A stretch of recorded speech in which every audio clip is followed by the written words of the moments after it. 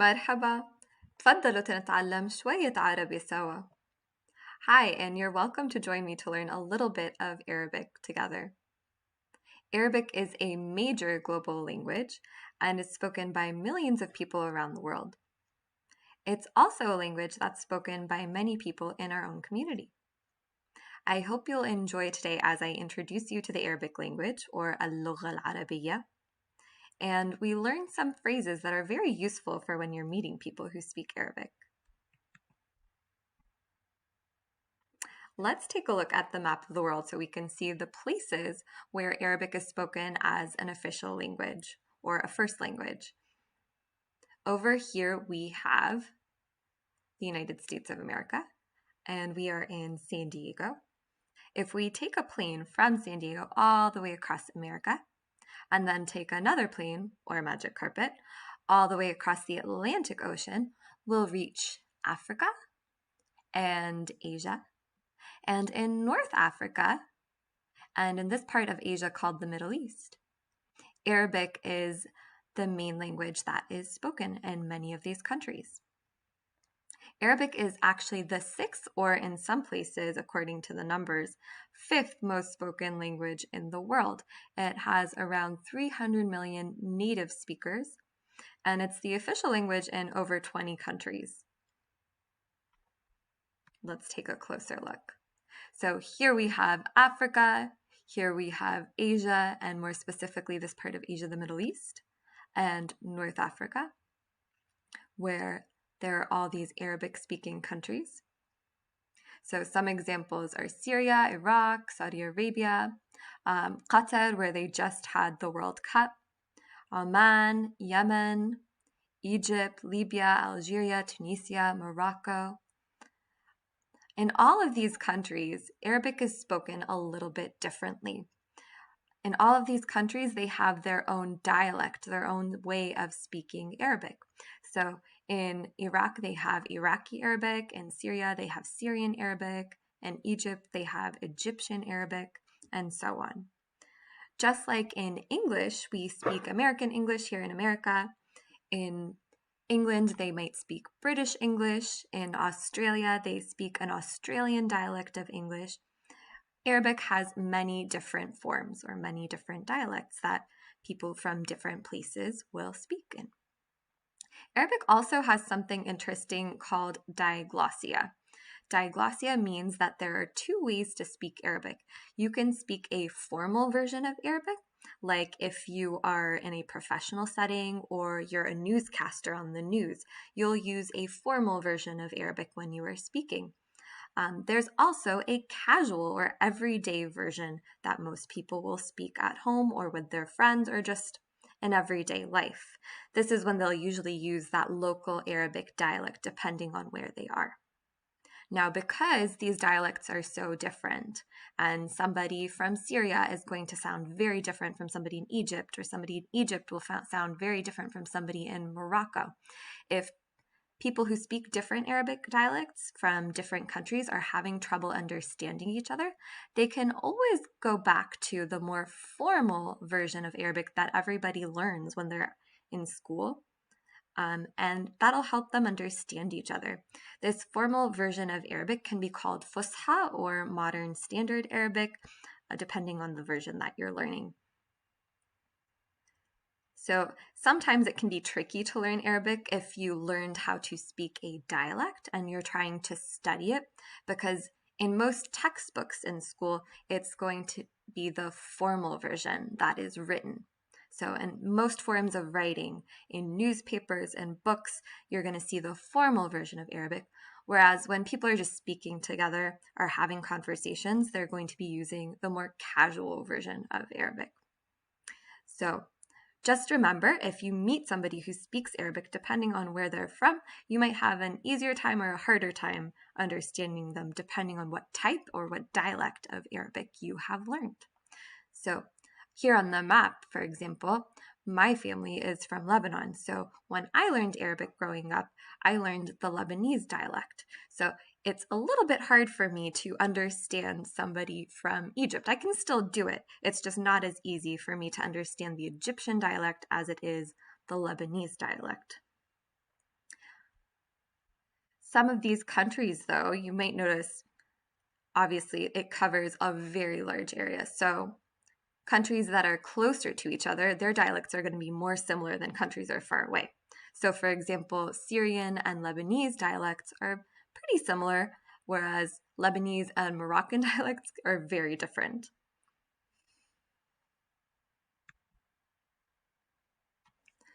So since the Arab world covers like such a large area geographically, it's also very, very diverse. It's diverse in food, in culture, and in geography and in buildings. So here we can see some examples of how visually different it is.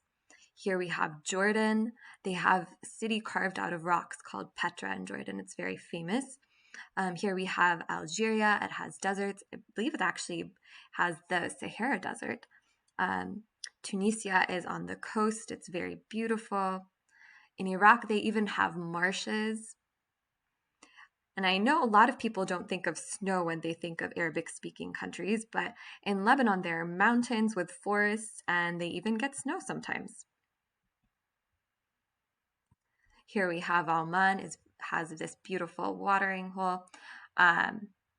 Here in Morocco, they have a city that's totally painted blue.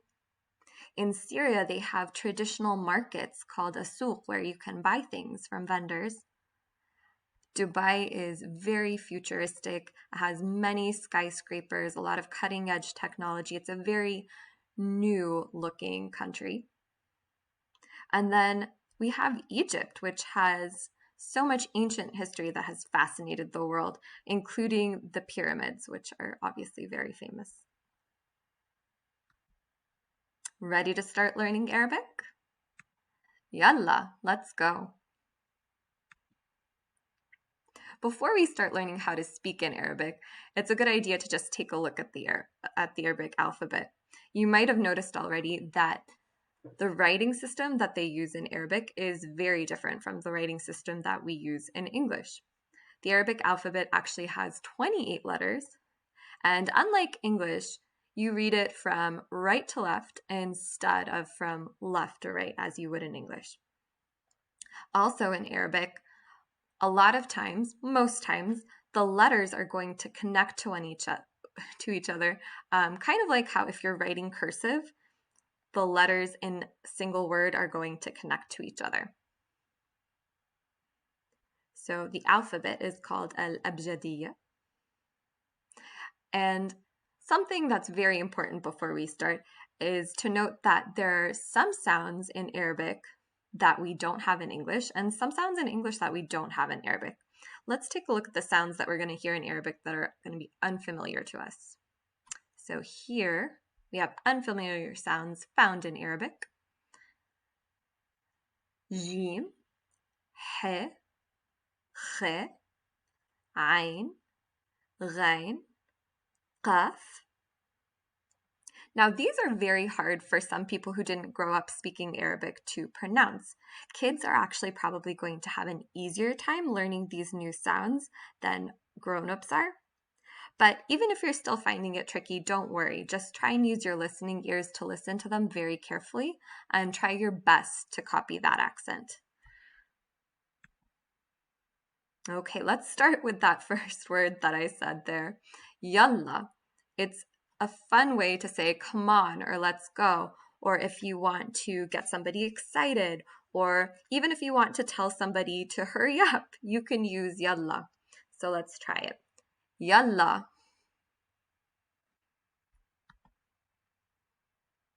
As we get started today, we are going to go over how to greet somebody, how to welcome someone, and how to say goodbye.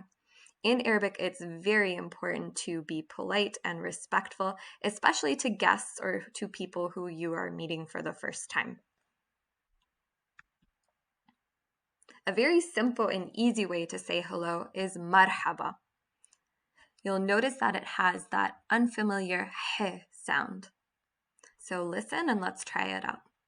Marhaba. Very nice.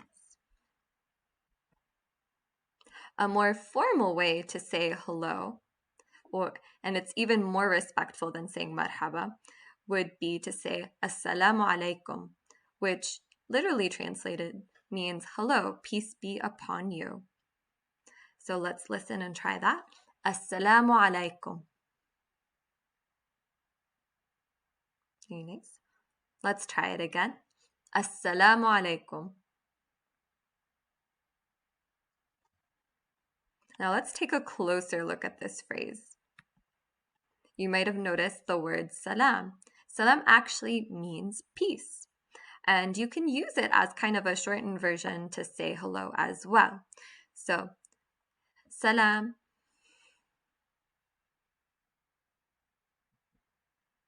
Now, in Arabic, when you greet somebody, a lot of times there is an expected response that they will respond to you with. Or if somebody greets you, they're going to expect a certain response back. And it's just another way to be polite. So, for example, in English, if somebody says thank you, you're expected to say you're welcome back to them, right? So these phrases go together kind of like peanut butter and jelly. So when we say hello or assalamu alaikum, the expected response is wa alaikum assalam. And that just means, and peace be upon you. So let's try that out. Wa alaikum assalam. Very nice.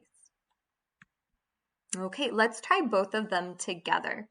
So we're going to start off with the greeting. Assalamu alaikum. And then the response. Wa alaikum assalam.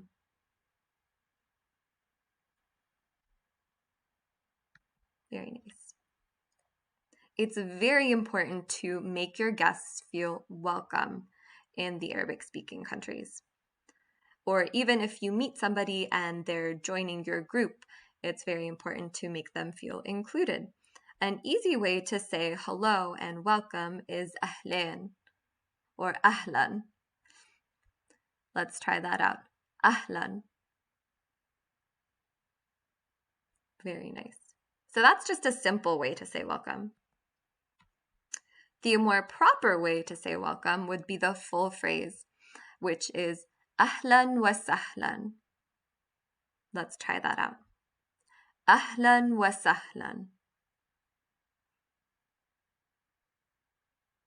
If we want to take a closer look at this phrase, ahlan has to do with ahl or family, and sahlan, sahl means easy. So basically what the phrase is trying to say is, you're like family and it's easy for you to be here. It's easy for us to include you with us. So it's a very welcoming phrase. Let's try it one more time. Ahlan wa sahlan.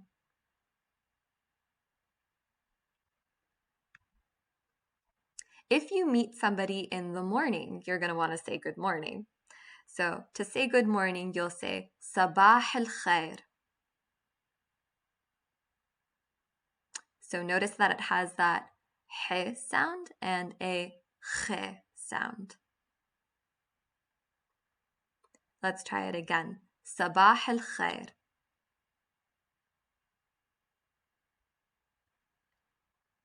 And sabah means morning, and khair means good.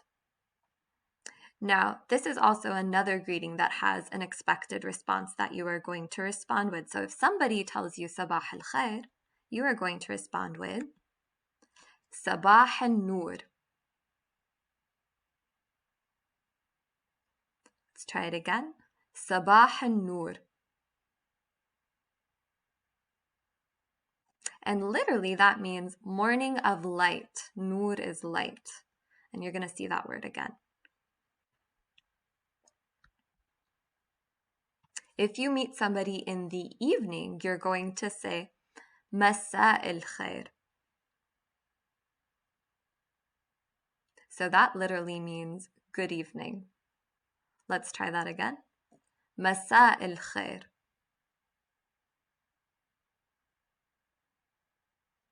And how we respond to masa al khair is masa al nur. And literally translated, that means evening of light. Now, when they're talking of light, they don't just mean like light like flash bulbs or sunlight or moonlight. Light also kind of stands for goodness. So they're wishing you well. Let's try that one more time. Masa el khair.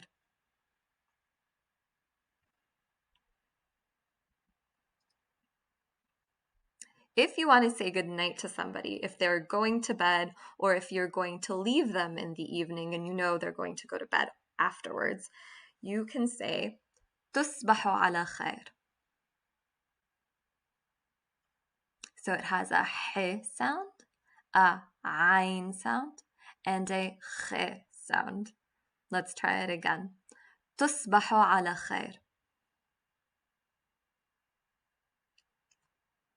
And literally translated, it doesn't actually mean good night. It means may you wake up to good, or may you wake up well. Like may you wake up to a good morning, a good day, may you be healthy. If somebody says تصبح على خير to you, you can respond وأنتم بخير. And that just means, and may you be well.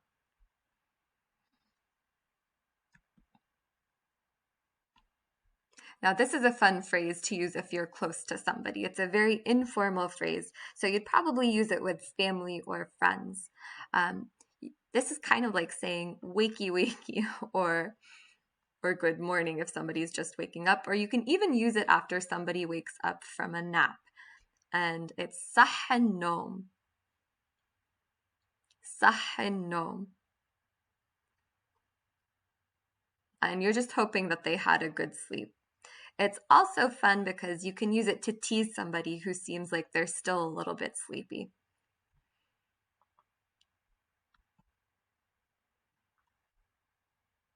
It's very important to show your thanks to somebody in the Arabic language and in Arabic culture. And the simplest way to say thank you is just to say shukran. Let's try it again. Shukran.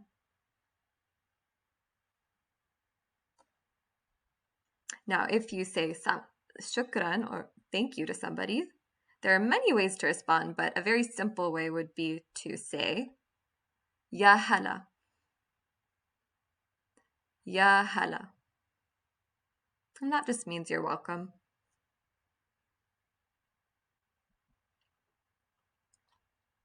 If you're going to say goodbye to somebody because you are leaving or they are leaving, you can say مع السلامة.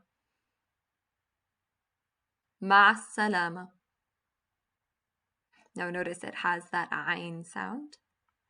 And then it also has that word salam in it because it also means goodbye, and literally translated it means go with peace. So salam is peace. So let's try the full phrase again. مع السلامة.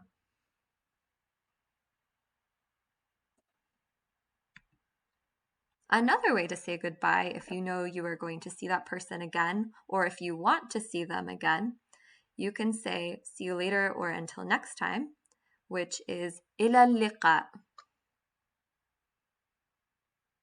إلى اللقاء. And that has a qaf sound in it. Okay, let's do a little bit of review. So come on, let's go is yalla. An easy way to say hello is marhaba. Another quick way to say hello, or how we say peace, is salam.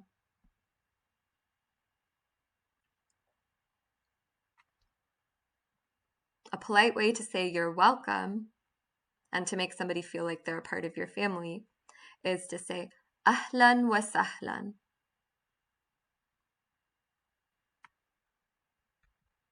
جيد, well done.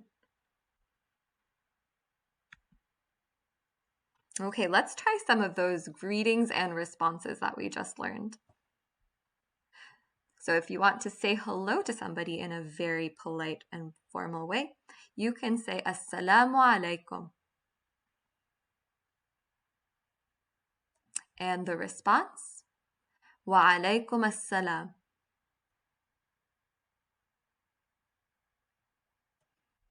Let's try good morning. صباح الخير. And the response, صباح النور.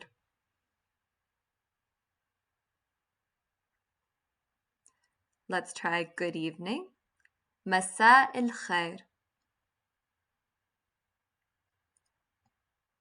And the response, مساء النور.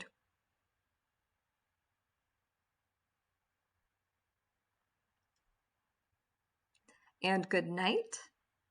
تصبحوا على خير. And the response, وأنتم بخير. Thank you. شكرا. And the response, يا هلا.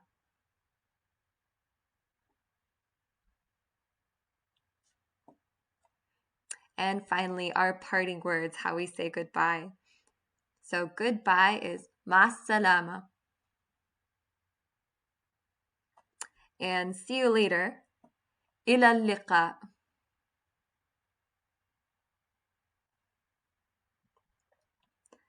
Excellent job, everyone. ممتاز.